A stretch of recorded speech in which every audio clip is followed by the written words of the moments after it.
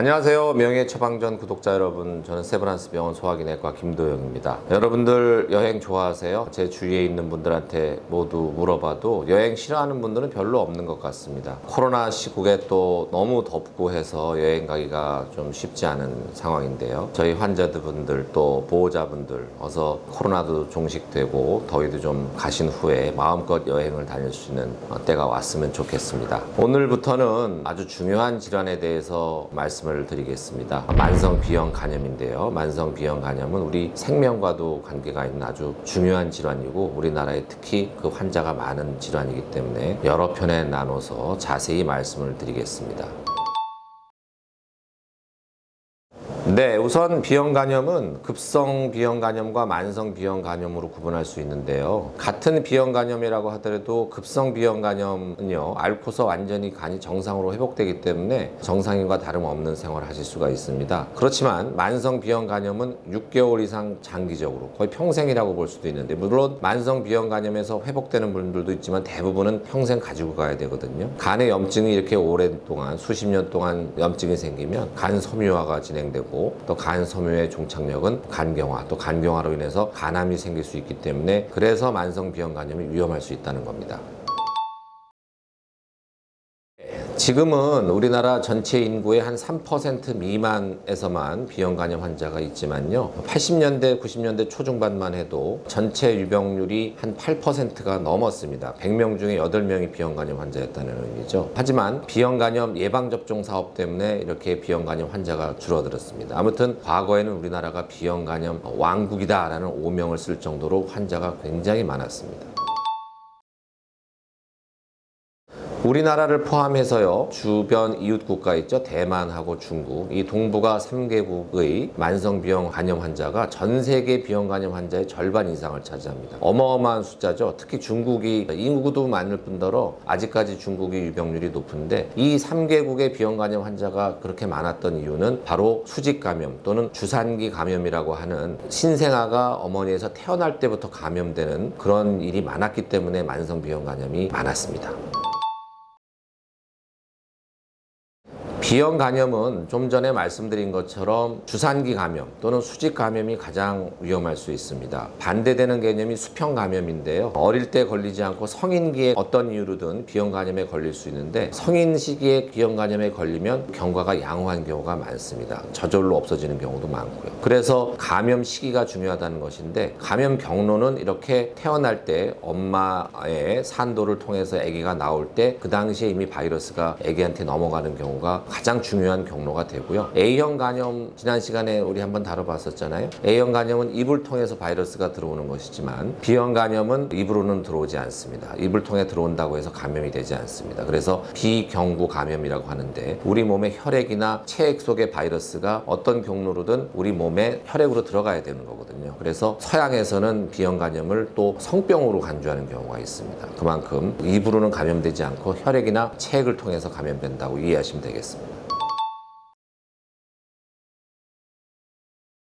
그렇지 않습니다. 어머니가 아기를 낳을 때 첫째는 걸렸는데 둘째, 셋째는 안 걸렸다는 얘기를 들은 경우가 많이 있는데요. 그게 이제 같은 어머니에서 나온 자식들이라고 하더라도 여러 요인이 감염에 관계되기 때문입니다. 제일 중요한 요인은 어머니의 혈액 속에 있는 바이러스의 양인데요. 예를 들어 첫째 아이를 낳을 때 어머니가 아주 활동성 비형간염, 바이러스 양이 상당히 많았다고 하면 아기한테 바이러스가 넘어갈 가능성이 많다는 거고요. 둘째, 셋째를 낳을 때는 뭐 치료를 받았다든지 저절로 바이러스 양이 줄어들어서 그래서 아기한테 바이러스가 쉽게 넘어가지 않았다. 그렇게 우리가 이제 예상을 할 수 있는데, 그 요인 외에도 아기가 이제 산도를 통해서 태어날 때 그 산도 속에 있는 이제 어머니의 체액을 아기가 마시게 되거든요. 그러니까 면역력이 전혀 없는 상태에서 그 들이마신 어머니의 체액이 결국 감염을 좌우하는데, 아기가 그 어머니의 체액을 얼마나 많이 마시느냐도 감염을 결정짓는 요인이 됩니다. 그래서 같은 어머니에서 태어난 아이들도 누구는 걸리고 안 걸릴 수가 있는 겁니다.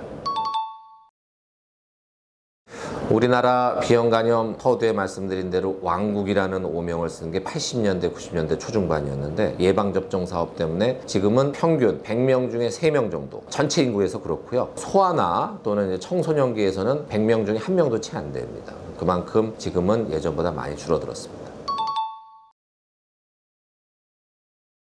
B형 간염 진단은 아주 쉽습니다. 혈액을 한번 뽑아서요, 바이러스 혈청 검사라는 것을 하면 되는데요. 그 검사에서 확인할 수 있는 것은 소위 B형 간염 바이러스 표면 항원이라는 것이 있습니다. 표면 항원이 바로 B형 간염 항원을 얘기하는 것인데, 항원이 양성으로 나오면 바로 B형 간염에 전염되었다 이렇게 진단을 하는 거고, 반대 개념이 있죠. 항체, 항원을 물리치는 항체가 양성이면 면역 능력이 있는 겁니다. 그러니까 좋은 결과는 항원이 음성이고 항체가 양성이어야 됩니다.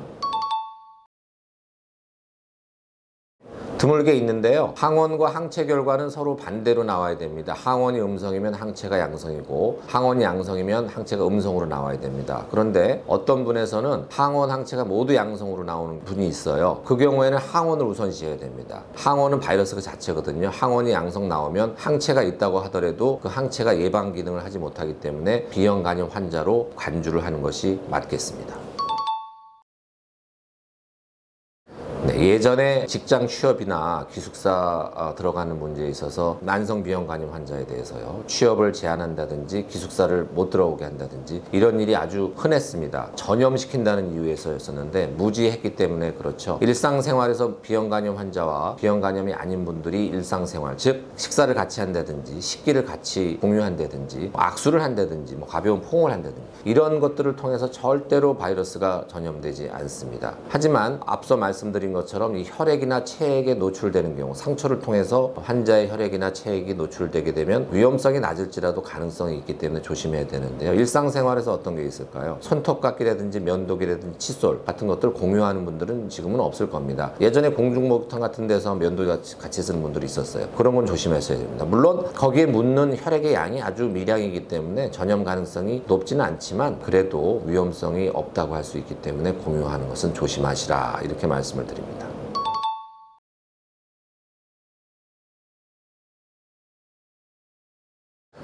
앞서 미국 같은 나라에서는 B형 간염이 성병으로 간주된다고 말씀드렸잖아요. 특히 이제 성기에 상처가 있을 때 남성의 그 정액에 바이러스가 들어있기 때문에 상처를 통해서 바이러스가 감염될 수 있거든요. 그렇기 때문에 제일 확실한 예방법은 백신을 맞아서 항체를 만들어 놓는 게 제일 확실하죠. 그럼 바이러스가 들어와도 물리칠 수가 있기 때문에 예방접종을 하지 않았다고 하면 혹시라도 B형 간염 환자와 성관계를 할 때는요, 콘돔을 사용하는 것이 두 번째로 확실한 방법이 되겠습니다. 오늘은 B형 간염의 기본적이면서도 중요한 질문에 대한 답을 해보았습니다. 다음 시간에는 B형 간염의 더 자세한 내용을 알아볼 텐데요. 명예의 처방전 구독자 여러분, 오늘도 간편한 생활 하시고요. 궁금한 사항이 있으면 꼭 B형 간염과 관련된 질문이 아니더라도 늘 댓글을 올려주시면 성심성의껏 답변을 달아드리도록 하겠습니다. 그럼 오늘도 안녕!